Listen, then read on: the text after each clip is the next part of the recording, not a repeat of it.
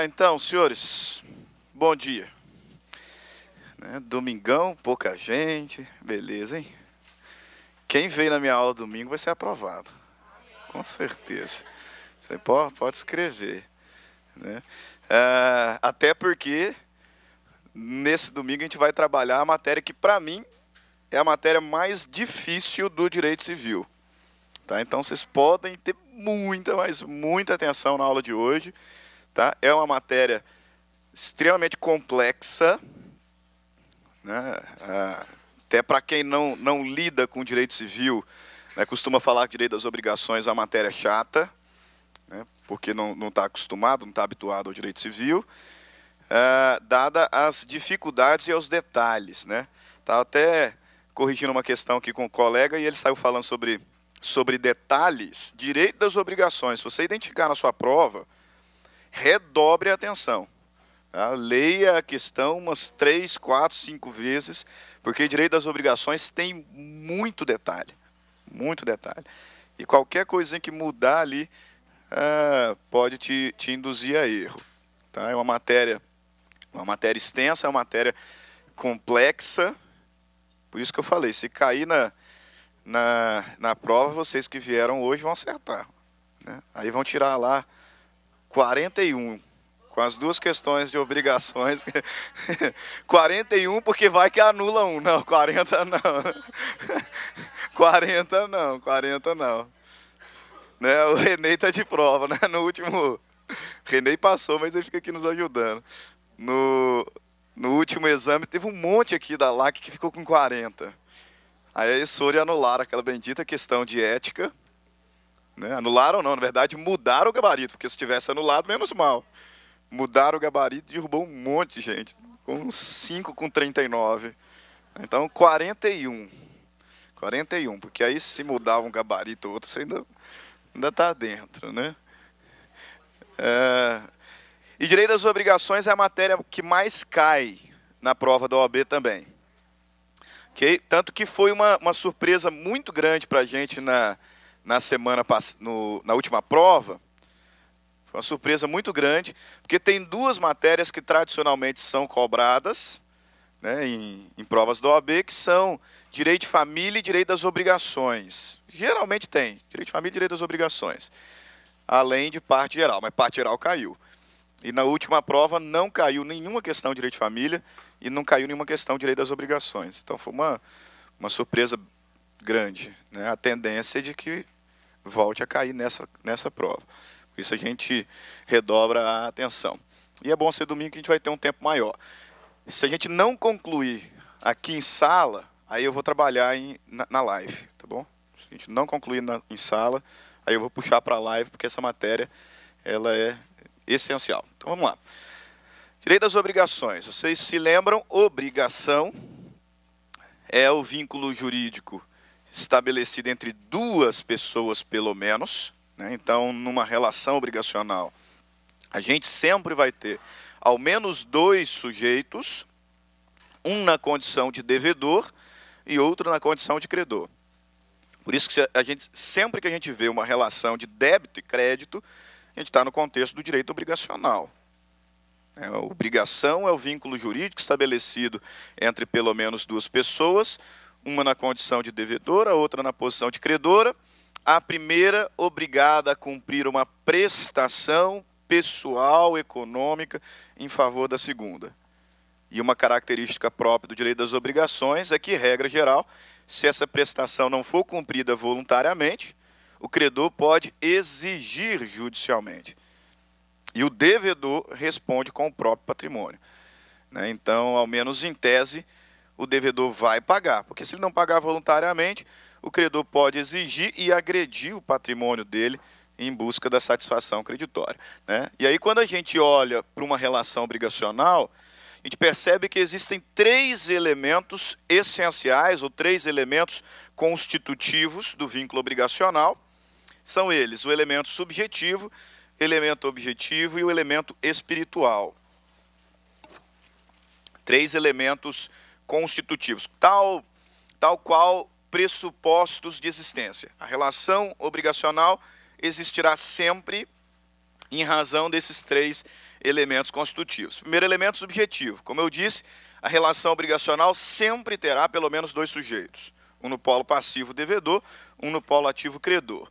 Com relação ao elemento objetivo, o objeto da relação obrigacional, ele é imediato e ele é também mediato. Então, todo vínculo obrigacional também terá dois objetos, sempre dois objetos. Um objeto imediato, que é a prestação, e aí você se lembra, existem três prestações apenas, dar, fazer e não fazer. E o objeto mediato, que é o bem da vida, que é a coisa materialmente considerada, que é o débito materialmente considerado. O que fazer, o que não fazer, o que vai dar. Dois objetos, objeto imediato, prestação, dar, fazer, não fazer, objeto mediato, o bem da vida. E o último elemento é o elemento espiritual, assim chamado porque trata-se de um vínculo jurídico que unirá os sujeitos e os sujeitos ao objeto. Então, num primeiro momento, eu teria ali um devedor, um credor, os objetos separadamente, e em razão do vínculo é que eles são unidos, que eles se relacionam. E esse vínculo jurídico é muito importante, por quê? Porque é ele que determina a existência de um débito, e mais do que isso, é o vínculo jurídico que determina a possibilidade de responsabilidade jurídica. Quando nós temos uma relação obrigacional com um vínculo espiritual efetivo, se o devedor não pagar, o patrimônio dele responde. E aí a expressão é essa mesmo, responde, porque a inadimplência enseja responsabilidade. O débito que não for cumprido voluntariamente pode ser cobrado judicialmente. Então, uma relação obrigacional absolutamente efetiva terá esses três elementos. Pelo menos um devedor e um credor, um objeto imediato, que é a prestação, um objeto mediato, que é o bem da vida. Na origem tem o débito, se o débito não for cumprido, responsabilidade. A possibilidade de se cobrar judicialmente. De onde que vêm os vínculos obrigacionais? Fonte. A doutrina majoritária vai dizer que nós temos uma fonte imediata, que é a lei, e três fontes mediatas.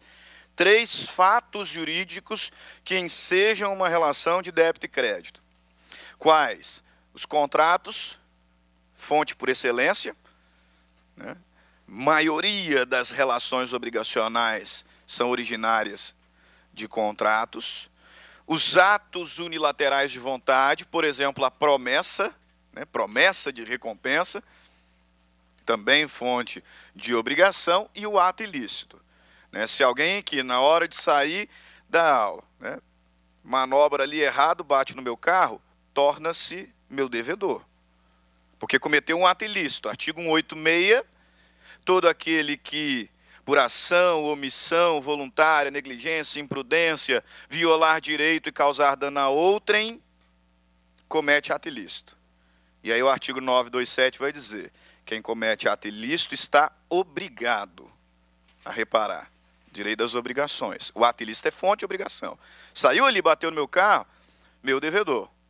Se não cumprir voluntariamente o ressarcimento, eu posso exigir judicialmente a cobrança em ação indenizatória. Ato ilícito é fonte de obrigação. Mas essa ali é o que a gente tem de parte introdutória. Para a prova, é essencial a gente fazer alguns destaques, que vão aparecer a partir de agora. Primeiro, com relação ao seguinte, na live da semana passada, imagino que todos vocês tenham assistido, matéria importante, direito das coisas, a gente falou sobre posse.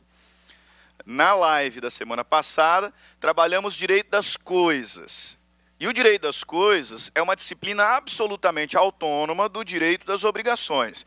Na verdade, quando a gente observa o direito civil de forma ampla, eu observo dentro do direito civil uma área que é patrimonial e uma área que é extrapatrimonial. No contexto extrapatrimonial, nós vamos ter direitos da personalidade, direito de família. E no direito civil patrimonial, duas matérias, obrigações e coisas. matérias distintas. Direito das obrigações não se confunde com o direito das coisas. Muito embora não se confundam, a própria doutrina e a legislação também nos revela algumas figuras híbridas. Ou seja, algumas figuras que têm influências tanto do direito obrigacional quanto do direito real. Veja, são duas disciplinas autônomas, obrigações, coisas, mas existem três figuras que são híbridas. Híbridas por quê? Porque sofrem influência de ambas as matérias, de ambas as disciplinas. Primeira dessas figuras é o que a gente chama de obrigação de ônus real. O que é uma obrigação de ônus real? É aquela que decorre de uma limitação,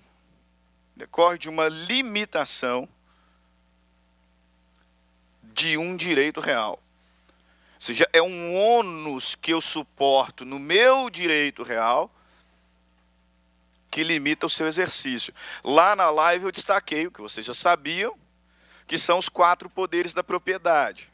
O legislador, artigo 1228, vai dizer que o proprietário pode usar, gozar, dispor da coisa e reavê-la daquele que injustamente a detenha.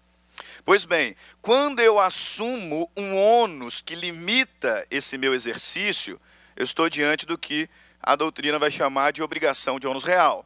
Então, por exemplo, um usufruto. Eu sou proprietário de um imóvel, mas nesse imóvel tem um usufruto titularizado pela Ludmila. A Ludmila é usufrutuária. Você percebe nesse contexto que eu, proprietário, em razão do usufruto titularizado por ela, não posso usar e nem fruir o que é meu. Então eu tenho uma limitação no meu direito real, por conta de um outro direito real exercido sobre a minha coisa. Eu sou proprietário, e como proprietário eu poderia usar, gozar, dispor e reaver. Mas como tem um usufruto sobre o meu bem, eu sofro um ônus, eu sofro uma limitação. É o que vai acontecer no usufruto, é o que vai acontecer na habitação. Quem foi aluno meu direito das sucessões, lembra quando falei sobre o direito real de habitação do cônjuge sobrevivo. Ou seja, mesmo que o cônjuge não seja o proprietário do imóvel do falecido. O indivíduo morreu, o imóvel passou só para os filhos, mas ele mora no bem, porque é titular de direito de habitação. Nesse caso, os filhos proprietários estão assumindo um ônus real, porque muito embora sejam proprietários, eles não podem usar. Então está limitado o direito real, fica ali no meio. Outra figura híbrida é a obrigação de eficácia real. Nesse caso aqui é curioso destacar que a obrigação de eficácia real, na verdade, não está relacionado a um direito real propriamente dito.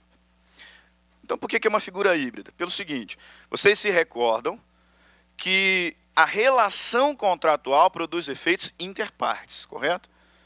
Uma das diferenças entre direito obrigacional e direito real é que o direito obrigacional produz efeitos interpartes e o direito real produz efeitos erga omnes. Então, ao menos em tese, o contrato que eu celebrei com o meu locatário não interessa para ninguém, só para nós, interpartes. Só que a lei do inquilinato me diz que o locatário tem preferência caso eu resolva vender o bem. E aí a gente pega essa regra da lei e coloca na matrícula do imóvel. Existe aqui uma relação de locação entre Stanley e fulano de tal, Stanley locador, fulano de tal locatário. E aí eu pego a regra legal de preferência e lanço na matrícula. Quando eu lanço na matrícula, o que acontece? Essa relação contratual passa a produzir efeitos erga omnes. Passa a produzir efeitos em face de todo mundo. Se eventualmente eu vender o imóvel sem dar preferência para ele, o adquirente sabe que ele corre o risco de perder o bem, caso o locatário resolva exercer a preferência. Então, veja bem, obrigação de eficácia real. Regra geral, as obrigações têm efeito inter partes. Quando, excepcionalmente, por exemplo, uma cláusula ela é lançada na matrícula do imóvel, e aí, por conta disso, passa a produzir efeitos erga omnes, nós vamos falar que essa obrigação tem eficácia real. Extrapolou o limite da relatividade. Eficácia real. Agora, das três, a figura mais importante é qual? Obrigação próprio terreno. Sem dúvida alguma. Né? Obrigação de ônus real acontece quando o titular de um direito real sofre um ônus, sofre uma limitação, um encargo no exercício do seu direito. Obrigação de eficácia real configura quando uma relação obrigacional extrapola a relatividade e passa a produzir efeitos erga omnes. E a obrigação próprio terreno, que é a figura mais importante, é aquela obrigação que ela não se origina de um contrato. Ela não se origina de um ato unilateral de vontade. Ela não se origina de um ato ilícito.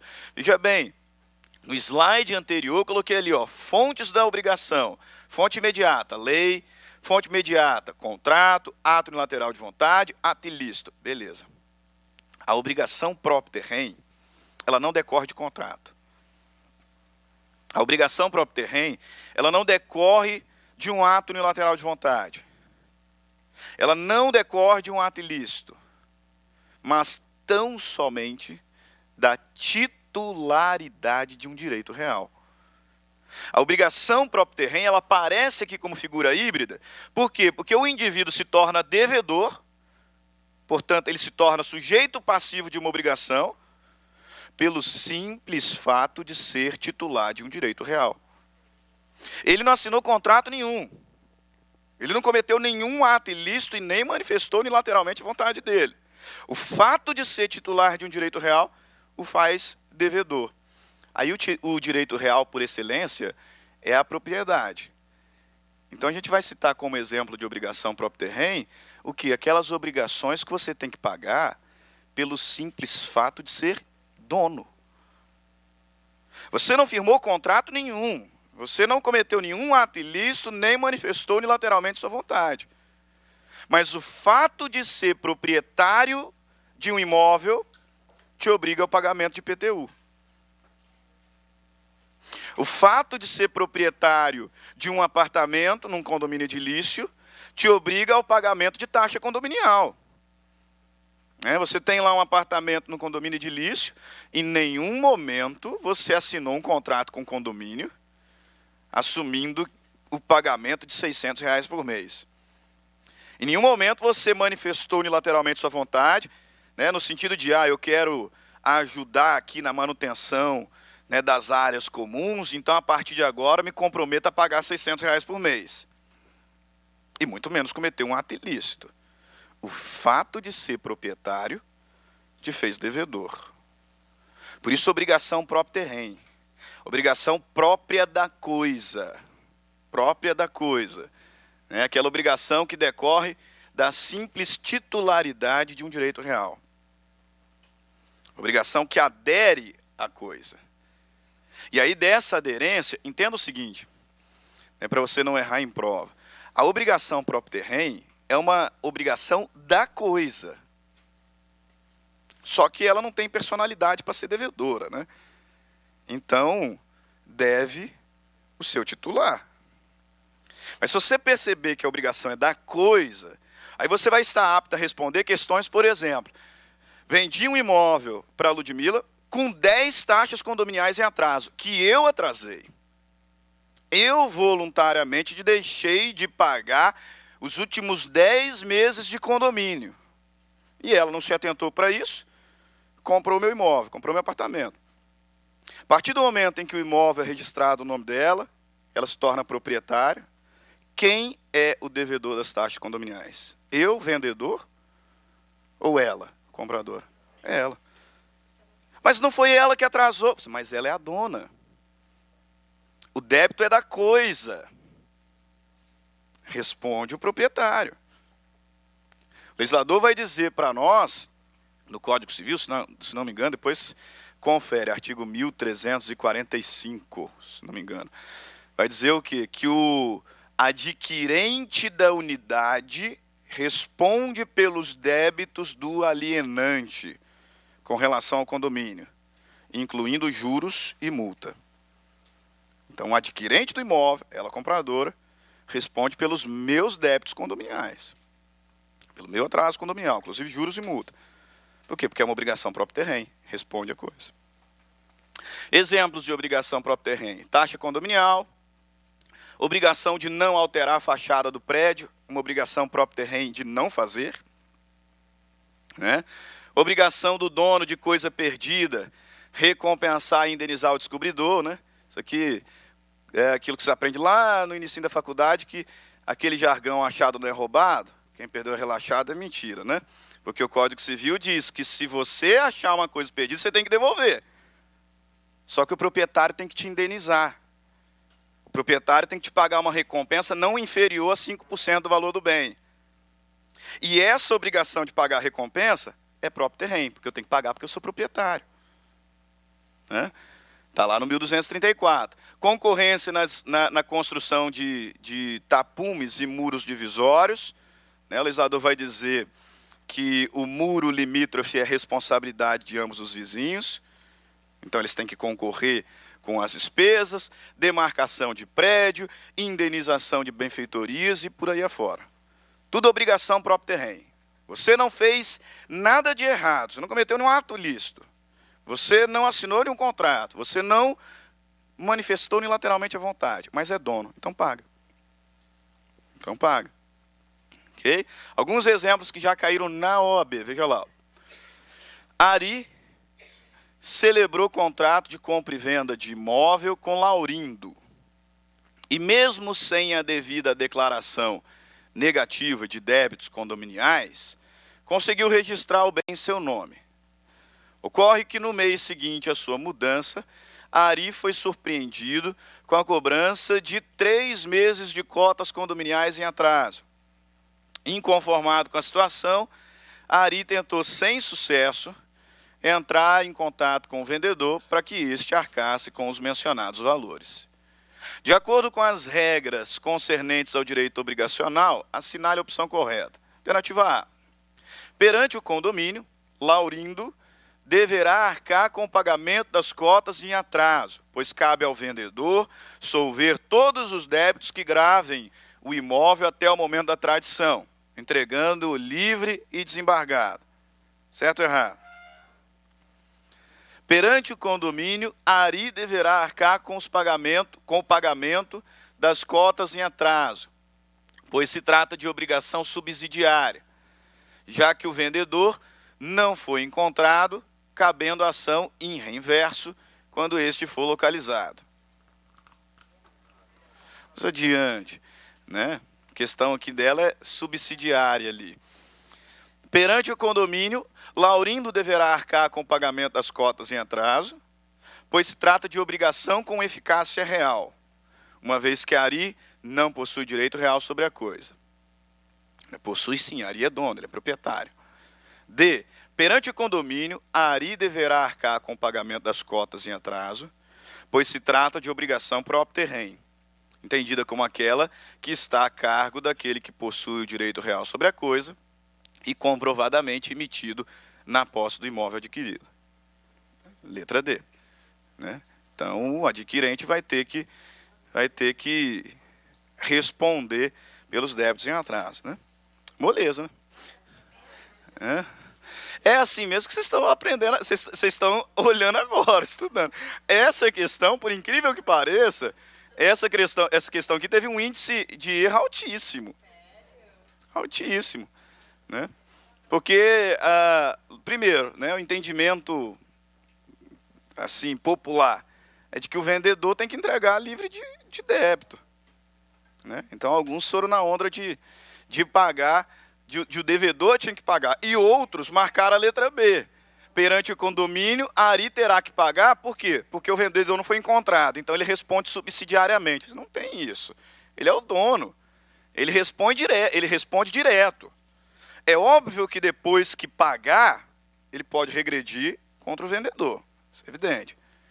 Né? Mas ele responde direto, porque é o titular do direito real de propriedade. Podia cair assim na minha prova. Isso vai cair. Confia.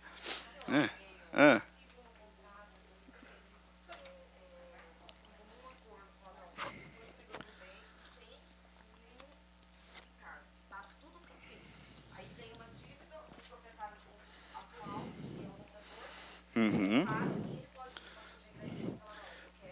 Exatamente. Pode. A colega está falando sobre a possibilidade de fazer um contrato em que o vendedor ele assume a responsabilidade por débitos, por eventuais débitos existentes, né? Aí veja bem, como obrigação próprio terreno, quem responde é o proprietário, eu poderia fazer até um paralelo na locação.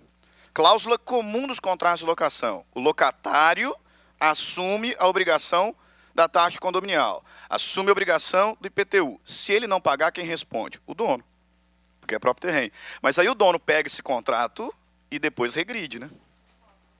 Ele paga, porque ele é o proprietário, a obrigação é próprio terreno, depois regride contra o locatário, depois regride contra o vendedor. Perfeito? Aí fundado em contrato, né? Assinale a alternativa que contemple exclusivamente obrigação próprio terreno. Alternativa A, isso aqui também é moleza, podia cair na sua prova, né? A obrigação de indenizar decorrente de aluvião e aquela decorrente de avulsão. Vai falar que vocês não lembram da aluvião, da avulsão, né? Então, se você lembra, você sabe que aluvião não indeniza, né? Então está errado. Aluvião é quando, em razão do tempo, devagar, né, um terreno ele é ampliado, etc. E aí o dono do terreno se torna proprietário da ampliação. Mas ele não indeniza, até porque não sabe de onde veio. Na avulsão, sim. Força natural violenta desloca uma parte de um terreno, né, e adere-se a outra. Aí aquele que recebeu a parte está obrigado a indenizar. Avulsão indeniza. Aluvião, não. Então, estaria errado até por conta dessa constatação. B, a hipoteca e o dever de pagar as cotas condominiais. Me lembro com carinho dessa prova, que um monte de gente marcou a letra B. Pessoal, hipoteca é obrigação? Hipoteca é um direito real de garantia. A hipoteca é um direito real de garantia. A hipoteca não é uma obrigação, a hipoteca é um direito real. Um direito real de garantia. Então está errado por conta disso. A cota condominial, de fato, obrigação próprio terreno. Hipoteca não, hipoteca é direito real. O dever que tem o servidor da posse de exercer o desforço possessório e o dever de pagar as cotas condominiais. Letra D. A obrigação que tem o proprietário de um terreno de indenizar o terceiro que de boa fé erigiu benfeitoria sobre o mesmo. Letra D. Benfeitoria é obrigação próprio terreno. Grava isso. Ah, professor, mas lá no contrato está falando sobre benfeitoria. Mas se não tiver falando de benfeitoria no contrato, o proprietário responde. Está lá no artigo 1219. O proprietário ele responde pelas benfeitorias necessárias e úteis. E está no 1220 que o proprietário responde até para com o possuidor de má-fé. 1220, né? 1219, 1220. 1220 vai falar do possuidor de má-fé. Até o possuidor de má-fé tem direito à indenização de benfeitoria. Então não tem contrato nenhum. Por quê? Porque a obrigação é próprio terreno. Tá? O erro da letra C é que o servidor da posse não é uma obrigação próprio terreno o dever dele de exercer o desforço possessório. Não é. Desforço possessório. Não é. Cotas condominiais, sim. Então aí você tem que prestar atenção para a prova o seguinte. Cota condominial é obrigação próprio terreno. Beleza. Mas cuidado que ela é muito usada como pegadinha. Né? Como aconteceu aqui. Porque o sujeito grava obrigação próprio terreno, condomínio, condomínio, condomínio. Aí tem duas alternativas falando de condomínio. Nenhuma delas está certa. Aí ela já elimina as outras, né? Só que nenhuma delas está certa, né? Porque a outra possibilidade está errada. Né? Segundo a legislação civil, o adquirente do imóvel em condomínio edilício responde pelos débitos condominiais, ainda que anteriores à sua aquisição. Nesse contexto, a referida obrigação denomina-se próprio terreno. Quem dera caísse assim na sua prova, né? Mais provável cair igual a outra, anterior. Sim, tá muito fácil. Beleza, obrigação próprio terreno. Segunda classificação. E que a gente vai ver um monte de classificação até o final. Segunda classificação, obrigação quanto à exigibilidade. Existem 3 espécies de obrigações quanto à exigibilidade. A terceira não nos interessa. A terceira seria a obrigação moral. A obrigação moral não tem relevância nenhuma para o direito. Então, as que nos interessam são obrigação civil e obrigação natural. Isso você precisa saber. Qual a diferença entre a obrigação civil e a obrigação natural? A obrigação civil, ela é chamada de obrigação perfeita, uma vez que todos os elementos constitutivos, aqueles que nós vimos, sujeitos, objeto, vínculo, estão presentes e eficientes. De modo que, se o devedor não pagar, o credor pode cobrar judicialmente.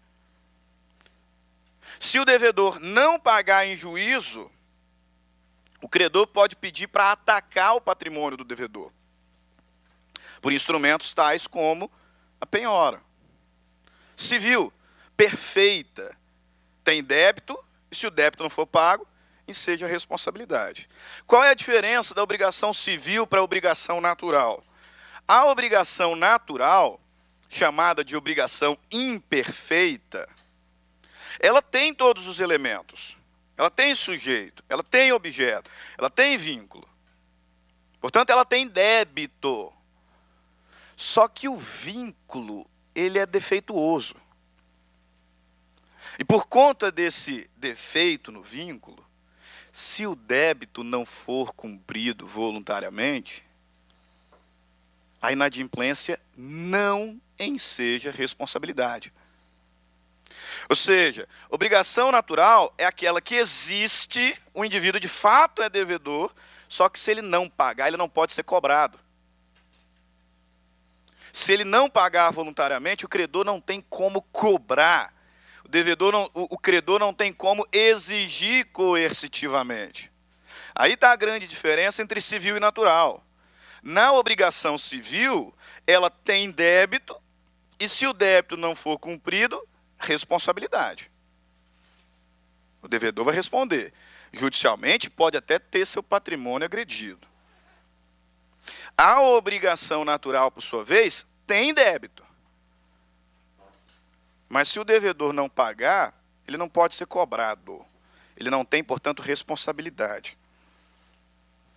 Quais os exemplos de obrigação natural que nós temos? Uma famosíssima, dívida de jogo. Dívida de jogo. Dívida de jogo é uma obrigação próprio terreno, ou uma obrigação natural, melhor dizendo. Dívida de jogo é uma obrigação natural. Fui lá jogar um pôquer com uma determinada pessoa, né, do pôquer perdi lá uma grana. Sou devedor, já passo. Sou devedor. Só que o credor não pode me cobrar. O credor não pode me cobrar. Sou devedor. E por que você tem que entender que eu sou devedor? Porque se eu pagar voluntariamente, eu não posso cobrar de volta. Porque eu estou pagando um débito. Né? Comentei na outra aula, e vocês bem se lembram, daquela figura da repetição do indébito. Indébito. Se eu pagar algo que eu não devo, se eu pagar algo indevido, eu posso pleitear a repetição, a devolução. Entenda que na obrigação natural, eu devo. Na obrigação natural, eu sou devedor. Não posso ser cobrado, mas eu sou devedor. De modo que se eu voluntariamente for lá e pagar, eu não tenho como repetir. Eu não tenho como pedir devolução. Porque eu paguei um débito. O que se repete é o indébito. Eu paguei um débito. Olha o texto do artigo 814.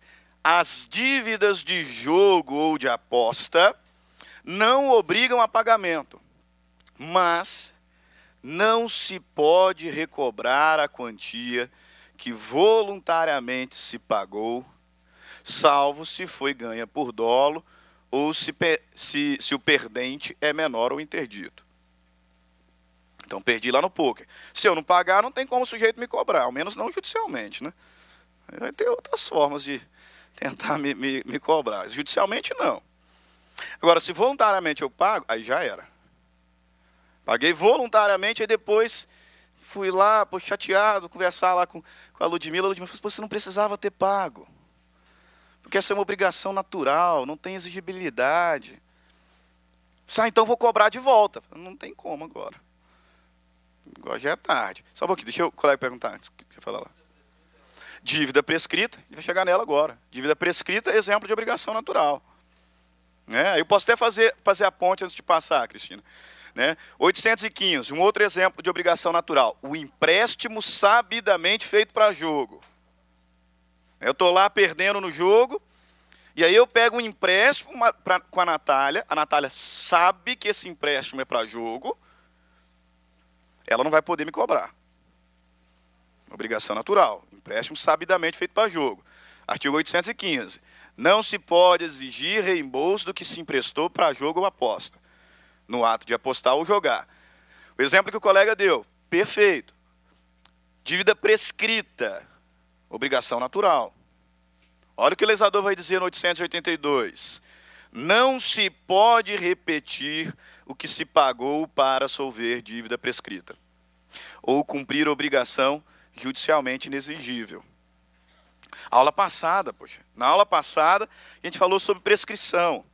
E aí eu disse para os senhores que quando bate a prescrição, eu não deixo de ser devedor. A prescrição é a perda da pretensão, ou seja, perde-se a responsabilidade. O credor não pode mais me cobrar. Só que eu continuo sendo devedor. A minha obrigação se tornou natural. Se eu for lá e voluntariamente pagar, aí já era. Não é indébito, é débito.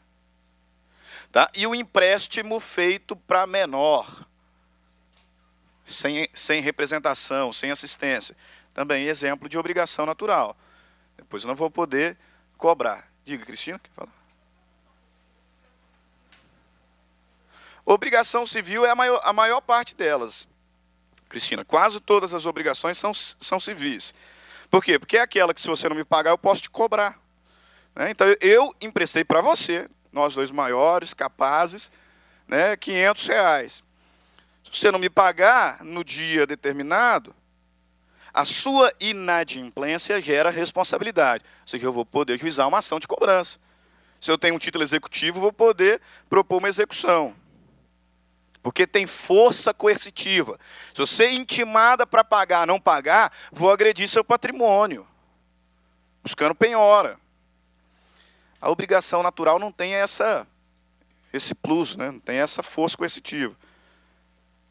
Se não me pagar, eu não tenho como cobrar. Né? Okay. A obrigação civil, quase todas. Obrigação natural é exceção. Olha lá, questões de outros concursos, né, em que caiu natural. É válido e irrecobrável o pagamento espontâneo, feito por maior de idade para cumprir a obrigação de dívidas inexigíveis, como as prescritas ou a de jogo. É válido e irrecobrável o pagamento espontâneo, feito por maior de idade para cumprir obrigação de dívida inexigível, como as prescritas ou as de jogo. Certo ou errado? Certo. É obrigação natural, não pode ser cobrada. Mas se eu pagar, o pagamento é válido. Não tem como eu pedir de volta. Considera-se obrigação natural aquela em que, havendo débito, o inadimplemento não enseja responsabilidade. Perfeito? Tem débito. Só que se eu não pagar, não gera responsabilidade. Ao contrário da civil. Civil tem débito e se não pagar, responsabilidade. Natural não tem o segundo, né? O segundo ponto. A obrigação natural é judicialmente inexigível, mas se for paga, não comporta repetição. B. Exigível, exceto se o devedor for incapaz. C. Exigível e só comporta repetição se for paga por erro. D. Inexigível e se for paga, comporta repetição, independentemente de comprovação de erro no pagamento. Alternativa correta. Letra A. Obrigação natural, ela é inexigível. Só que se for paga, não comporta repetição. Pagou. Beleza? Aí veja, a gente já falou de obrigação próprio terreno, de obrigação civil, obrigação natural. Beleza. Classificação de obrigação quanto à prestação. Essa é sem dúvida mais cobrada. Por quê? Porque aqui a gente encontra aquelas famosas obrigações de dar coisa certa, dar coisa incerta, obrigação de fazer, obrigação de não fazer, que é o ápice, né, da disciplina, quando vocês estudaram. Então veja lá, quanto à prestação, nós temos obrigações positivas e obrigação negativa. Duas obrigações positivas, dar e fazer. Uma obrigação negativa, não fazer.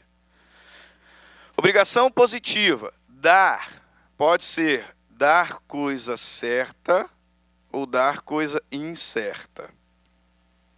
Obrigação positiva, fazer, pode ser uma obrigação de fazer fungível ou infungível.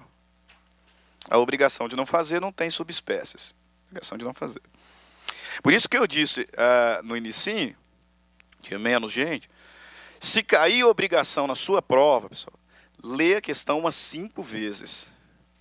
Porque tem muito detalhe. Tem muito detalhe. Obrigação de dar. Pode ser obrigação de dar coisa certa. E aí a gente vai ver daqui a pouquinho que a obrigação de dar coisa certa pode ainda ser de entregar ou restituir. Mas pode ser obrigação de dar coisa incerta. Se a obrigação de fazer fungível ou infungível. Não dá tempo de a gente falar da obrigação de fazer, porque a matéria é grande. Então, só para relembrar, obrigação de fazer fungível, né, é qual? É aquela que a pessoa do devedor pode ser substituída. Então, se o devedor não cumprir a obrigação, eu tenho como contratar um outro para fazer. E aí depois eu cobro do inadimplente. Então a pessoa do devedor é substituível. Eu contratei lá um marceneiro para fazer a biblioteca lá da minha casa e ele não fez. Já notifiquei, etc. Ajuizei a ação, o juiz deu prazo para fazer, não fez. Agora eu peço que o juiz me autorize a contratar um outro e o gasto que eu tiver com esse outro ser cobrado daquele primeiro. Então a pessoa do devedor é substituível, fungível. Obrigação de fazer infungível é aquela que a pessoa do devedor não tem como ser substituída. E aí, se a pessoa do devedor não tem como ser substituída, se ele se recusar a fazer, só tem uma saída, perdas e danos. Né? Alguém sofreu, só tem uma saída. Vou ter que converter em perdas e danos. Você contratou, está todo mundo aqui às vésperas de formatura, você contratou lá o... Não gosto dele não, mas você contratou lá o Luan Santana para cantar lá na sua formatura, né? E aí, beleza. Chegou no dia, deu um ataque de estrelismo, ele não quis subir. Ainda que eu acredite que a Ludmilla canta melhor do que ele, não tem como substituir, né? Se eu colocar lá a Ludmilla no lugar, não vai dar certo. Né? Mas não é a Ludmilla cantora, não. É a Ludmilla essa aqui. Ó. Ainda que eu acredite que ela canta melhor do que o Luan Santana, né? Mas não tem como substituir. Então é infungível. A pessoa do devedor é insubstituível. É o mal de sentar na frente. Você senta na frente, você é sujeito a ser exemplo das questões. Ok? Beleza, o nosso foco vai ser a obrigação de dar coisa, que é a mais importante, sem dúvida. Aí veja, obrigação de dar coisa pode ser obrigação de dar coisa certa, coisa incerta. Como é que você vai identificar na sua prova se a coisa é certa ou incerta? Coisa certa é a coisa absolutamente determinada com relação a todas as suas características. E, portanto, ela não pode ser substituída. Não tem como. Só tem aquela. Só tem aquele bem. Só aquele bem é capaz de satisfazer a pretensão do credor. É uma coisa. Por isso que a gente vai afirmar, a coisa certa é coisa insubstituível. Determinada. Coisa certa é coisa determinada, individualizada. Só tem ela. Todas as suas características. O colega aqui estava mencionando, né, quanto ao gênero, quantidade, qualidade. E tem ali ao menos uma característica que faz dele único. Meu carro usado. Embora tenha tantos outros carros da mesma marca, do mesmo modelo, da mesma cor, com os mesmos acessórios, só o meu tem a placa lá, ABC 1234. Então, coisa certa. Coisa certa. Insubstituível. Aí você toma um cuidado de texto mesmo. Porque o pessoal vai com muita sede ao pote, e aí eles aprendem o seguinte, coisa certa é coisa determinada. Se a coisa certa é determinada, então a coisa incerta é indeterminada. Para. A gente viu na aula passada, quando montamos a escada pontiana, que o objeto ele tem que ser lícito, possível, determinado ou determinável. Não pode ser indeterminado. Então a coisa certa é determinada, a coisa incerta não é indeterminada, nem poderia ser, porque senão essa obrigação é nula. A coisa incerta é determinável. Determinável. Por quê? Porque existem várias com as mesmas características. Em algum momento vai ter que ser individualizado. Tem vários com as mesmas características. Em algum momento, na hora de pagar, eu vou lá e vou pinçar uma dessas com as características e entregar para o credor. Então, se foi lá comprar um tênis, e o vendedor vai subir lá no estoque, vai pegar o tênis lá com as características que você deu e te entregar. Mas qualquer um dos vários que tem lá, com aquelas características. Incerta. Determinável. Vai passar por um momento de individualização. Okay? Cuidado com as pegadinhas, portanto. Quando a gente trabalha a obrigação de dar coisa certa, tem dois princípios que são fundamentais. Como a obrigação é uma matéria difícil, você tem que ir entendendo ela para conseguir ter um pouco de lógica na hora de responder. Primeiro princípio fundamental da obrigação de dar coisa certa. Se a coisa é certa é única, e ela, só ela é capaz de satisfazer a pretensão do credor, não pode ser entregue outro bem.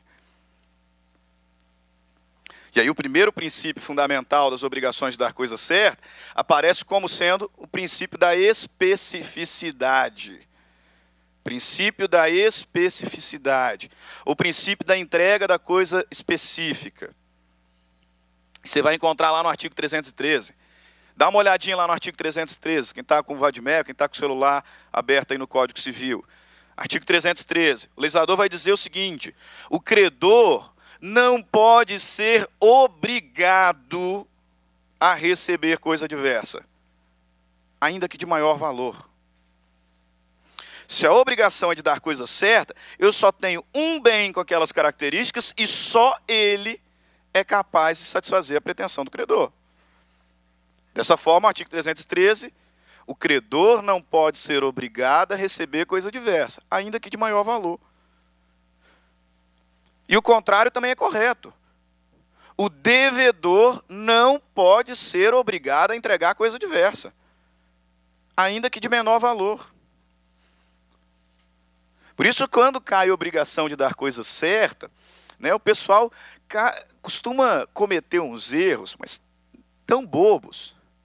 Né? Cai lá uma obrigação de dar coisa certa e essa coisa certa pereceu por culpa do devedor. Aí tem uma alternativa lá falando assim, que o credor pode exigir que o devedor entregue um outro bem com as mesmas características. Não pode, pessoal. Pode, princípio da especificidade.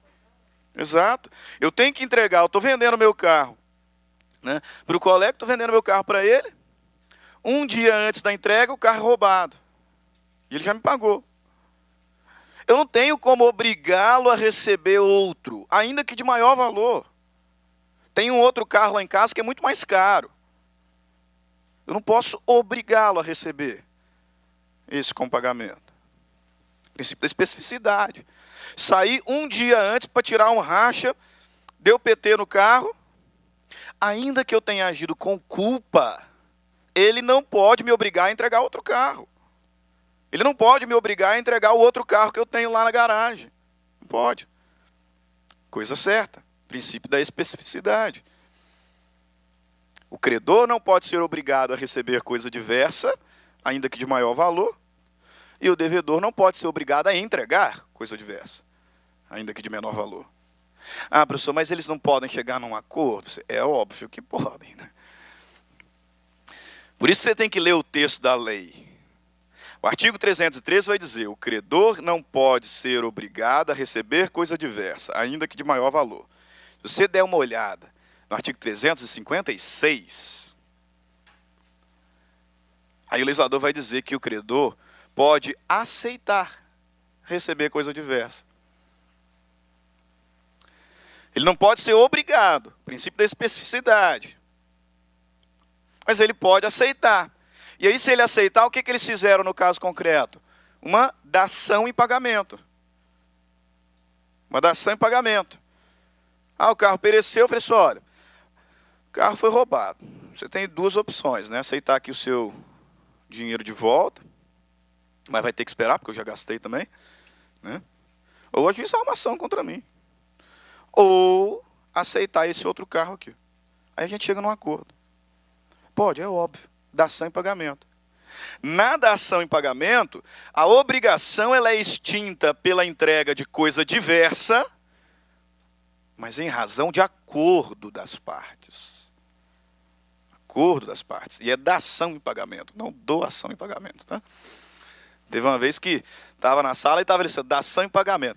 Aí um aluno levantou, professor, acho que o senhor cometeu um errinho ali de digitação. Né?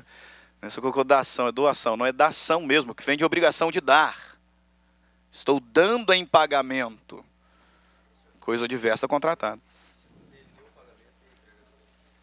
Aí eu vou ter que considerar se teve culpa ou não. Para saber se eu vou resolver sem perdas e danos ou com perdas e danos. Daqui a pouquinho vai aparecer. Ali essa solução. Exato. Mas aí, primeiro ponto. Daqui a pouquinho a gente vai ver todas as regras. Né? O pessoal fala assim, poxa, obrigação é difícil. Por quê? Obrigação tem 300 regras. De fato, se você se propuser a decorar, vai ficar difícil. Só que se você partir desse primeiro princípio, já te ajuda bastante. Você entender o princípio da especificidade já te ajuda muito. E o segundo princípio, que é o princípio do 233. Acordo, exato.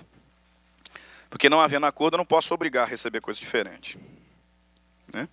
Segundo princípio basilar das obrigações de dar coisa certa. Princípio da gravitação jurídica. Ou princípio da acessoriedade. O famoso acessório segue o principal. Accessorium sequitur sum principale. O acessório segue o principal. Fui lá comprar um carro usado, coisa certa. Na hora que eu olhei, estava lá uma rodona bonita, um sonzão, modo, pá. Beleza, fechei a acordo. Aí no dia que eu cheguei para buscar, cadê tudo? Eu tinha colocado uma outra roda, tinha tirado do som. Eu disse, mas cadê? Aí o vendedor me falou, eu te vendi o carro. Não te vendi o som, te vendi a roda. Na verdade, eu não falei nada sobre eles. Beleza. Por que não falou nada? Aqui é meu, pode passar. Princípio da acessoriedade. Artigo 233 do Código Civil vai dizer o quê? As obrigações de dar coisa certa, a obrigação de dar coisa certa, abrange os acessórios dela, embora não mencionados. Salvo se as partes expressamente excluírem o acessório. Então, exatamente porque o vendedor não falou nada sobre o som, não falou nada sobre a rodona lá de liga leve, pá, é que tem que ser entregue junto. É acessório. Gravitação jurídica. Né? Essa tese da gravitação jurídica, tem um professor chamado André Barros, né, que ele explica com uma caneta. Assim, ele fala assim, ó, a tampinha é acessório. Né? E aí, pelo princípio da gravitação, o que eu tenho? Que onde o principal vai, o acessório também o segue. Então, o acessório ele gravita em torno do bem principal. Se eu estou vendendo o bem principal, a presunção de que esse contrato também abrange os acessórios dele. Ótimo, beleza. Show. Acessórios. Acessórios seguem o principal. Pertença é outra coisa. Grave isso, você pode colocar de rosa-choque no seu material. Né? Dá um bom destaque. Acessório segue o principal, salvo se as partes excluírem. Lá no primeiro semestre da Faculdade de Direito, quando a gente estuda pessoas e bens, e aí vai falar sobre os acessórios, aparece um objeto chamado pertença. O que são as pertenças? Pertenças são aqueles bens que, não sendo partes integrantes de um bem principal, são utilizados, ainda que por longo tempo, como forma de embelezar, como forma de ampliar a utilidade. Mas não são parte integrante, ou seja, tem utilização própria. Pertença. Por que a gente tem que ter um cuidado muito grande nesse momento com pertença? Pelo seguinte, o acessório segue o principal, pertença não. Então, não, por exemplo, você vai lá comprar uma casa, e aí na hora que olha lá a casa, tem uma televisão zona bonita na sala, até porque o sujeito ainda não fez a mudança dele, tem lá uma televisão zona bonita na sala, né, um quadro caríssimo na parede, um piano do outro lado. E aí, quando você é emitido na posse, não tem nada disso. Aí você, pô, mas acessório segue o principal. Isso não é acessório, pessoal. É pertença. A televisão não é parte integrante da casa, não. Muito embora seja utilizada para aumentar ali a utilidade, o lazer, mas não é parte integrante. O piano da mesma forma. O quadro da mesma forma. Então não segue o acessório. Olha o que o legislador vai nos dizer no artigo 93 e artigo 94. 93. São pertenças. Tá? Você pode colocar aí no seu caderno assim, bem visível. Acessório versus pertença. São pertenças os bens que, não constituindo partes integrantes, se destinam de modo duradouro ao uso, ao serviço, ao aformoseamento de outro. Ótimo. Olha o artigo 94. Os negócios jurídicos que dizem respeito ao bem principal não abrangem as pertenças, salvo se o contrário resultar da lei, da manifestação de vontade ou das circunstâncias do caso. Aí veja, artigo 233, primeiro artigo do livro das obrigações. A obrigação de dar coisa certa abrange os acessórios. Artigo 94. Os negócios que dizem respeito ao bem principal não abrangem as pertenças. Então, muito cuidado com o paralelo dessas figuras. Ok? Beleza. Já sei o que é coisa certa, o que é coisa incerta. Relembrei o princípio da especificidade, relembrei o princípio da acessoriedade. Mas, professor, eu lembro que quando eu estudei obrigações, o terror dessa matéria era a quantidade de regrinhas. Ai, se perecer com culpa, se perecer sem culpa, se deteriorar com culpa, deteriorar sem culpa, se melhorar, frutos. Ótimo, agora que a gente começa a diversão, então, né? Por isso que a obrigação é a matéria mais cobrada. Pessoal, quando cai obrigações, o índice de erro é altíssimo. Altíssimo, tem muito detalhe, muita regra. E aí eu sempre sugiro, não decora. Lê bastante a lei e entenda a lógica obrigacional. Ótimo. Obrigação de dar coisa certa. Vamos ver cada uma dessas regras. Quando a gente fala na obrigação de dar coisa certa, a gente tem que lembrar que a obrigação de dar coisa certa pode ser de entregar coisa certa ou restituir coisa certa. Então você anota aí. Obrigação de entregar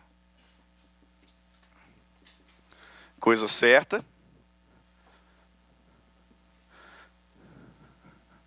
ou obrigação de restituir.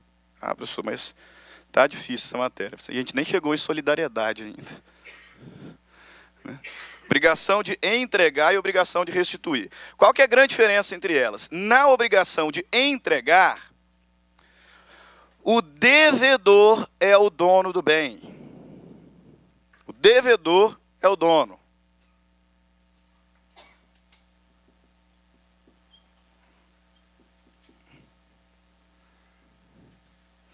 É o dono do bem. Na obrigação de restituir coisa certa, o credor é o dono.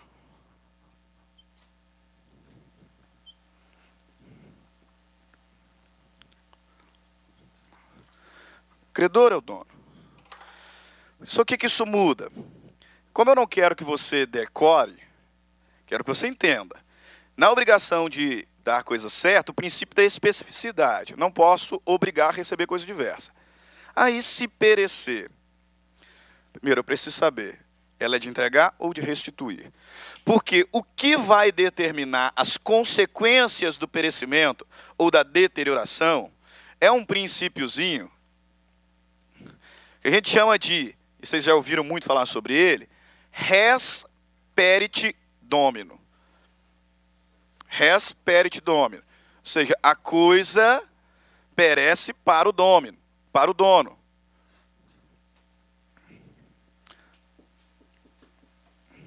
Res perit domino. Por isso que eu preciso saber, no caso concreto, quem é o dono. E por isso que as diferenças entre obrigação de entregar e obrigação de restituir são importantíssimas. Na obrigação de entregar a coisa certa, o devedor é o dono. O que significa dizer, veja bem, se a coisa perecer ou deteriorar antes da entrega, o devedor é que vai ficar com os prejuízos. Porque res perit domino. Na obrigação de entregar, o devedor é o dono. Se a coisa perecer, se a coisa deteriorar antes da entrega, ele fica com prejuízo.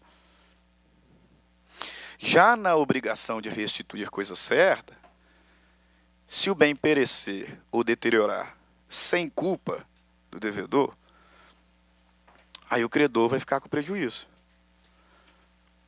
Porque ele é o dono. Res perit domino. Vamos aplicar nas várias possibilidades que o legislador nos traz a partir do 234. Primeiro cenário que o legislador nos traz com relação a esse tema. Artigo 234. O que acontece na obrigação de entregar coisa certa se o bem perecer sem culpa antes da tradição? Então, eu estou vendendo o meu carro para o colega, conforme o nosso exemplo. Ele já me pagou o valor, nós já até assinamos aqui um documento, etc.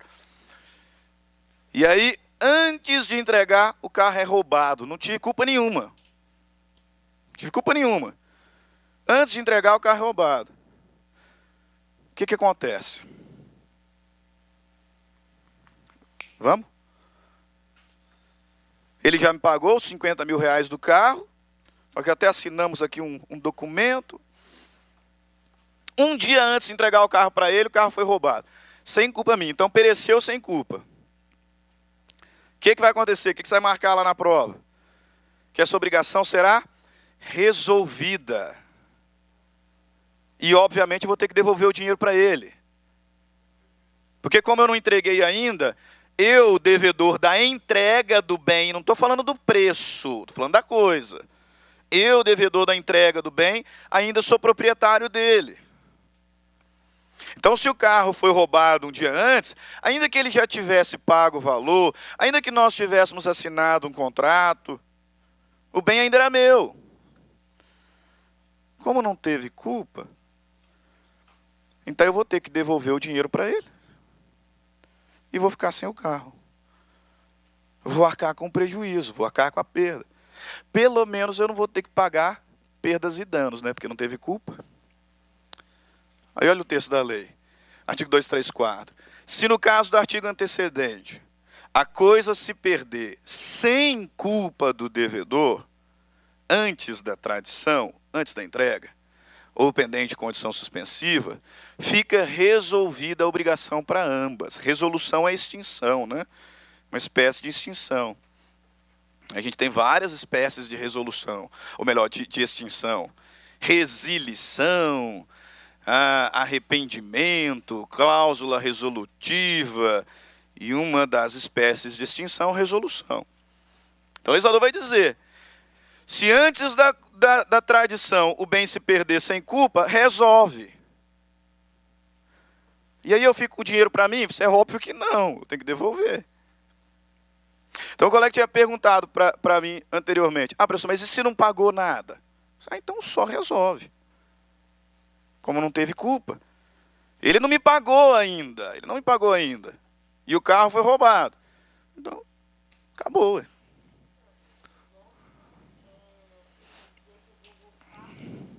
Status quo ante. Perfeito. Exatamente. Né? É porque aí você tem que é porque o direito civil, ele é cheio de expressões que no popular tem outro significado. Né? Então é o caso da tradição, por exemplo. É o aluno entender que tradição é entrega, né? Não é folclore, né? Não é o carnaval que é tradição. Tradição é entrega. Aí resolver, mas resolver o quê? Resolver é uma forma de extinguir. Né? E a consequência da resolução, o colega falou correto, é o status quo. Eu volto, né? Porque não teve culpa. Né? Exato, porque não teve culpa nesse primeiro cenário. Exato, acabou a obrigação. Então, se ele já me pagou, eu devolvo o dinheiro. Porque eu vou voltar ao estado anterior. Se ele não me pagou ainda, acaba. Ele fica com o dinheiro dele, eu fico sem meu carro. Apareceu. Né? Resolução. Sem culpa. Professor, mas e se o carro pereceu? Porque um dia antes, né, você resolveu despedir dele, fazendo um racha, né, e aí bateu, deu PT no carro. Então, por culpa. Pessoal, mesma resposta. Só que aí você coloca um mais. Perdas e danos. É a mesma resposta. Mesmo tendo havido culpa, ele não pode me obrigar a entregar um outro carro. Princípio da especificidade. Ele já me pagou e por minha culpa o carro pereceu. Porque eu fui tirar um racha e deu PT. Extingue a obrigação, resolve a obrigação, devolvo o valor que ele já me pagou, se é que ele me pagou alguma coisa. Só que aí, em razão do elemento culpa, posso ser obrigado a pagar perdas e danos. Vai que ele estava comprando meu carro porque ele ia ser Uber. Né? E agora, a partir, por conta da minha atitude imprudente, por conta da minha culpa, além de não receber o carro, amanhã ele não vai começar a transportar pessoas como Uber lá. Então ele vai deixar de ganhar lucro cessante. Lucro cessante. Então eu vou ter que devolver o dinheiro para ele e ainda vou ter que pagar indenização por perdas e danos, que é a sequência do 2, 3, 4. Se a perda resultar de culpa do devedor, responderá este pelo equivalente mais perdas e danos. Ok.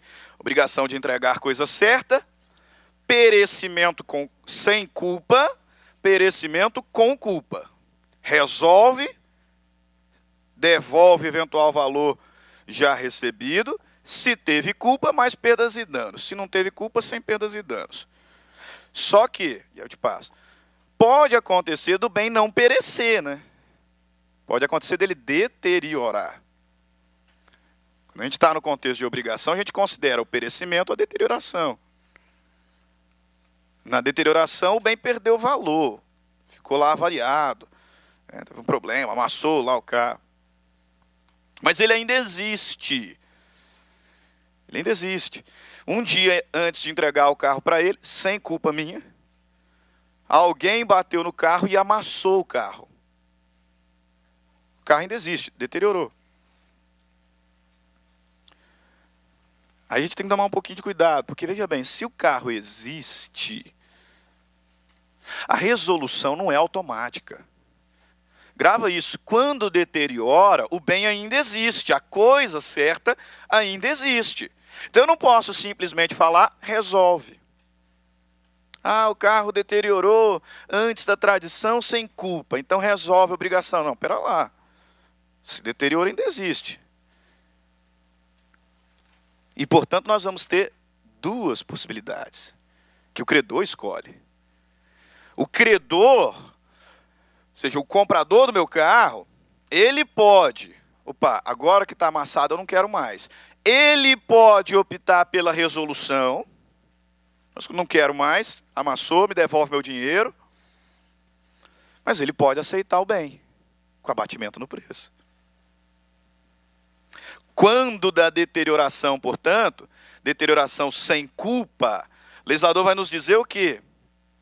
Deteriorada a coisa, não sendo o devedor culpado, veja lá, ó, aí o credor passa a ter possibilidades.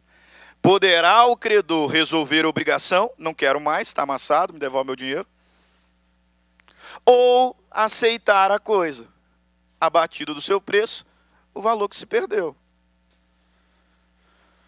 Quando perece, não tem saída, pessoal. A coisa não existe mais, né? Aí a resolução é automática. Eu só vou determinar se tem perdas e danos ou não. Quando deteriora, pera lá. O bem ainda existe. Então o credor pode aceitar o bem tal qual se encontre, com abatimento no preço, ou não querer mais. Resolver a obrigação. Professor, mas se a deterioração foi por culpa? Mesma coisa, só que isso inclui perdas e danos. A deterioração foi com culpa. Eu saí em alta velocidade, bati no poste e amassou o carro. O credor pode resolver a obrigação, pedir o dinheiro de volta, mais perdas e danos, ou aceitar a coisa abatido no valor a sua perda, mais perdas e danos.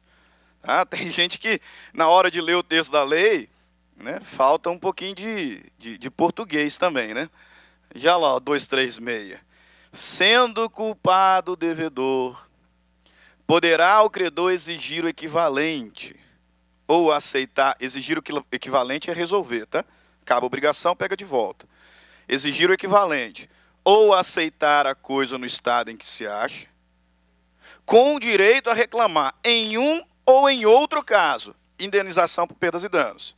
Então, se teve culpa, o credor pode escolher, resolve, devolve meu dinheiro mais perdas e danos, ou eu aceito o bem abatido no preço, mais perdas e danos. Me lembro de uma vez que eu estava lecionando essa aula na faculdade, e aí eu falando isso, teve um aluno que me levanta a mão, que é esse aluno que assiste aula com livro, né? Aí o professor está dando a aula e está conferindo no livro o que o professor está falando. Aí ele levantou a mão e falou assim, professor, o Flávio Tartucci falou diferente. Você não falou, não? Falou, não, quando eu preparo minha aula eu uso um monte de doutrinador, não vi ninguém falando diferente. Eu falei assim, não, professor, falou. Eu falei assim, então leia aí o que ele falou.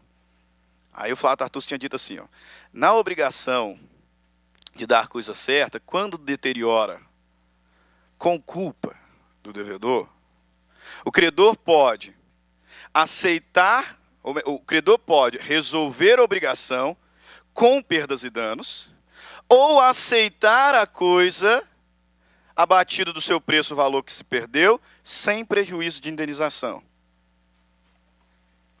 Onde que ele falou? Onde que ele falou que se você aceitar, não tem indenização? Sem prejuízo significa que você pode pleitear também, né? Ou seja, você pode resolver a obrigação com perdas e danos, ou aceitar a coisa abatido do seu preço, o valor que perdeu, sem prejuízo de indenização. Ou seja, com indenização também. Tanto numa escolha quanto na outra. Por quê? Porque teve culpa. Teve culpa. Aí veja, já foi 4 regras, né? Perder sem culpa, perder com culpa, deteriorar sem culpa, deteriorar com culpa. E se melhorar? Se res perit domino, se a coisa perece para o dono, a coisa também melhora para ele. Diga. Uhum. Não, tem que comprovar. Tem que comprovar. Tanto, por isso que no exemplo que eu tinha citado, ele seria Uber, né? Porque aí eu consigo comprovar o lucro cessante. Exato, né? Agora, se eu falar para você, professor, foi com culpa, mas ele não teve prejuízo nenhum, você mesmo tendo culpa, não vai pagar nada. Né? Exatamente. Exatamente. Tá? Mesmo tendo culpa, o legislador fala, tem culpa, tem perdas e danos. Mas está correto. Na prática, a culpa ela não presume aqui. Por isso que no exemplo que eu dei, eu falei assim, eu estava vendendo um carro para ele ser Uber. E agora, por minha culpa, o carro pereceu, ele não vai ser Uber. Ou por minha culpa, o carro deteriorou, vai ficar um tempo na oficina e vai perder dinheiro. Aí, por conta da minha culpa, lucro cessante, indenizo. Agora, por minha culpa ele perdeu, por minha culpa ele deteriorou, mas ele não vai ser nada. Ele estava comprando o carro para passear mesmo. Mesmo tendo culpa, ele não sofreu dano, né? Então, eu não vou indenizar, só resolve. Só resolve. Okay? E se melhorar? Melhora para o dono. Isso aqui, na prática, é quase impossível de ver. Né? Porque tem que ser um melhoramento antes da entrega e que não decorra de ato voluntário. Né? Porque senão eu estou de má fé. Eu já vendi o carro para ele, aí eu levo sem que ele saiba o carro para pintar, para não sei o que. Aí não, né? Você tem que ser um melhoramento antes da tradição, sem que eu tenha contribuído para isso. Aí o legislador vai dizer, como eu não entreguei ainda, melhora para o dono. Nesse caso, o devedor poderá exigir aumento no preço. Se a coisa melhorar antes da tradição, o devedor pode exigir aumento no preço. Você vai me pagar a diferença. Em exceção ao princípio da obrigatoriedade. Né? Pelo princípio da pacta sunt servanda, da força obrigatória, eu não posso unilateralmente mudar a minha relação contratual. Só que nesse caso, alheio à minha vontade, o bem melhorou antes da entrega. Aí o legislador diz, em exceção à obrigatoriedade, eu posso pedir aumento no preço. Olha o texto. Até a tradição pertence ao devedor a coisa, com os seus melhoramentos e acrescidos, pelos quais poderá exigir aumento no preço. Obviamente que o credor não é obrigado a aceitar. E aí, se o credor não aceitar, extingue a obrigação. Qual é o exemplo que sempre surge aqui?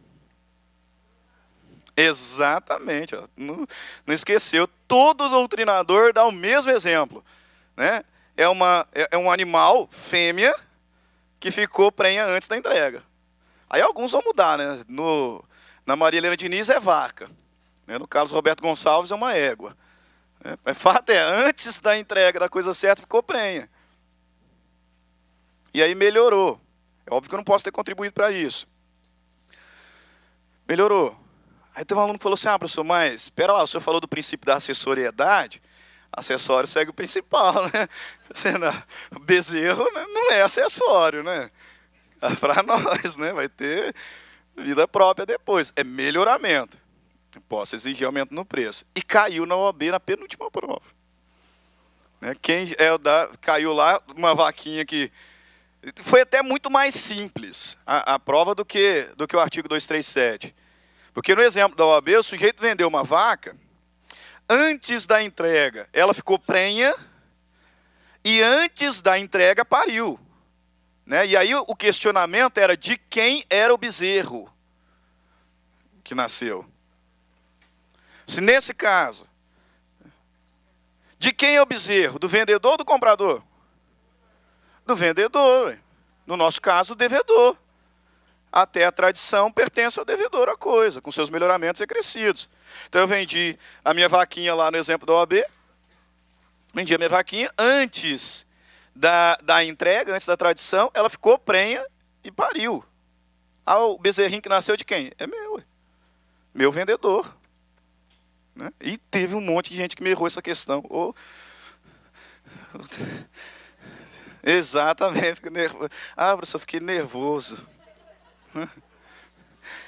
Por isso que assim, você faz o seguinte, na hora que você acabar de fazer a prova, obviamente você vai conferir lá seu gabarito, se passou ou não.